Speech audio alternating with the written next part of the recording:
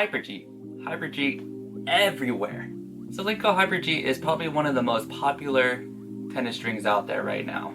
Every time I play tennis, I literally see about 1 or 2 players with a Hyper-G. Probably because one of my hitting partners literally only has or only plays with Hyper-G. Sorry, Carlos. You can always visibly tell who has Hyper-G, and then you can always tell what kind of player they are, almost like a stereotype. I would personally think that Hyper-G kind of took over the tennis nation maybe about like 10 years ago. But with good reason. There are now 3 Hyper-Gs out there. Hyper-G Soft, Hyper-G the original, and Hyper-G Round. In today's review, we are going to talk about Soft, Hyper-G Soft. So let's get to it. Strings and marketing. As mentioned before, there are 3 types of Hyper-G. You could probably guess what Hyper-G Soft does just by the name. It has a softer response.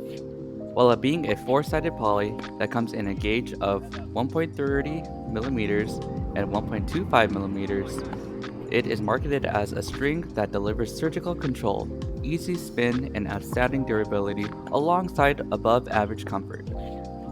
For this particular playtest, I strung my head speed MP at 48 pounds, although I do wish I had strung it a bit higher, but more on that later. First, as always, let's talk about spin potential. For some reason, switching straight from Tourmaline Wasabi, it felt like the spin potential had gone down. But while hitting with a few of my hitting partners, they had said that my ball with the Hyper-G Soft had more spin potential than the Wasabi. I personally didn't feel that way though. I would assume that it has to do with both my stiffness ratings of my own racket and the strings itself. Nevertheless, I persisted. The strings gave my ball great shape, but it didn't feel like it would dip down like other strings. As being a softer version of Hyper-G, it was inevitable for it to have less spin potential compared to its original counterpart. However, I would say that the strings felt really nice on my spin serves. My kick serves were kicking, and my slices were slicing, really catching my opponent off guard with ferocious spin. Power. Interestingly enough, this had felt like it had 0 power to it. It felt like I personally had to hit the ball hard in order to get the ball moving with any pace, meaning that the energy return had suffered at the cost of the softness or comfort. Even at what is considerably at a low tension of 48 pounds, I still couldn't put enough juice into my shots. Most of my balls were going at or before the service line without me changing my swing or adding any power. I thought especially at 48 pounds, I would be getting enough free depth. Although tension would affect launch angle of the ball, but it would directly translate to the ball length traveled. I don't know, but anyways, it felt like I could swing to the fence and it would still go in. It felt as if I couldn't properly gauge the ball. Anytime I would put a hint more power to my shots, my ball would sail out, but if I didn't put any power into it, it would just sit pretty for my opponent to put it away. Ball pocketing. The ball pocketing of the string felt average. It felt like the dwell time of the string was moderate. It took a while for the ball to properly pocket within the string bed. To be honest, I couldn't really feel the ball on my string bed. Since the string was so soft and I was using a racket with a low stiffness rating of 60 RA, it was very muted.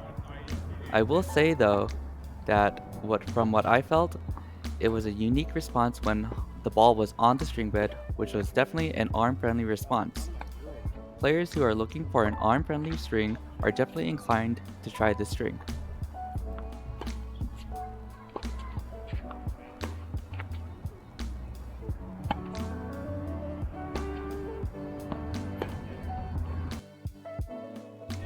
Although I am talking about this string in a very negative aspect, very little power, average spin potential, and average ball pocketing, I will have to say that this is a very comfortable string, so I will give credit where credit is due.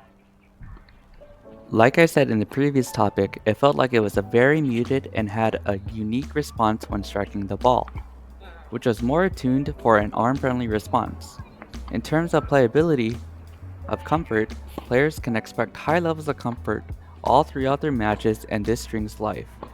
I would say that the only downside of this string would be that it sacrificed feel, power, and tension maintenance to absolve for its comfort. Tension maintenance. I personally felt like the tension maintenance of this string was lacking. I had strung both the Wasabi and Hyper G back to back and had played with the Wasabi more. And when I had finally started playing with the Hyper G, it had already lost tension, even more so than the Wasabi, and I had played with the Wasabi for a full 8 hours, when I had only played with the Hyper G for maybe about 1 hour already. It was noticeable through its snapback when the mains didn't go back into its original place.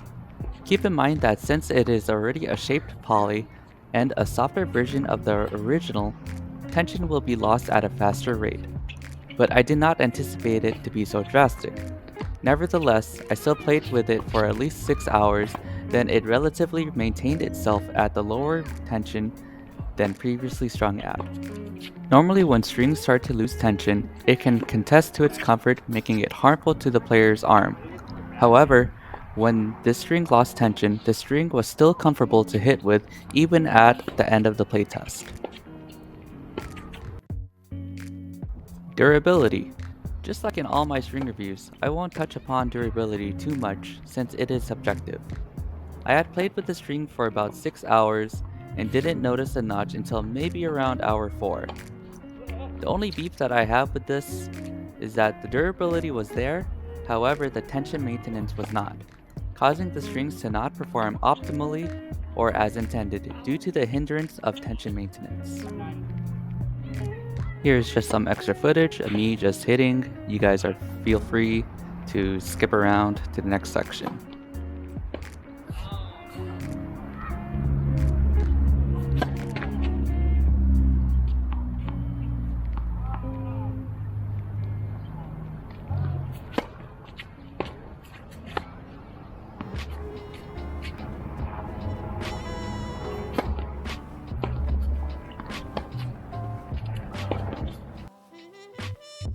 In conclusion, I couldn't really gauge the strings correctly.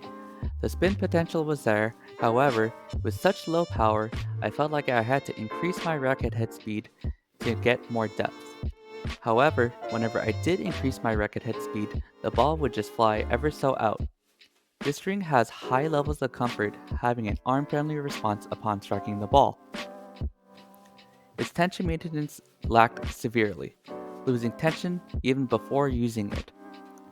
I could see players who are looking for an introduction to polyester strings use this string, which include junior players or masters players, and this could also be a candidate for a string for players who are generally just want an arm-friendly string. Please let me know in the comment section below if you have tried this string. Tell me if you have felt the same way about this string or felt differently about it. But other than that, please like, comment, and subscribe for more TennisBros content, for more vlogs, matches, reviews, and lessons. I will catch you on the next video.